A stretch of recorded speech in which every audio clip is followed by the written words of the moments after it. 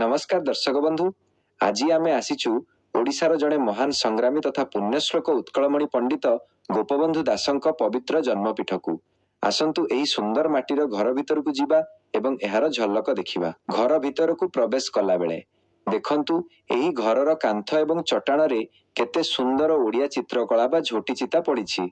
पुरुणा शैलीर एही माटी कांथरे लंठन रखिबा पई केमिति सुंदर खोपा बा आलमारी तयारी होईछि ताहा प्रकृत रे देखिबा भଳି। जन्मपीठ रूम भितर को गला बेले एबे आमे प्रवेश करूछु सेही पवित्र कक्ष बा जन्मपीठ भितर को।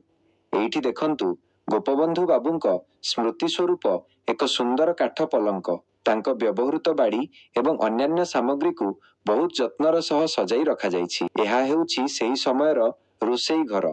एठारे माटीर चुली एवं पारंपरिक ओडिया रोसेई शैलीर झलक देखिबाकू मिलुछि। एही पवित्र स्थान को आसी हमकू बहुत खुशी लागिला। जदि आपनकू आमर एही भिडियोटी भल लागि थाए तेबे भिडियो को लाइक एवं शेयर निश्चय करंतु। धन्यवाद। जय जगन्नाथ।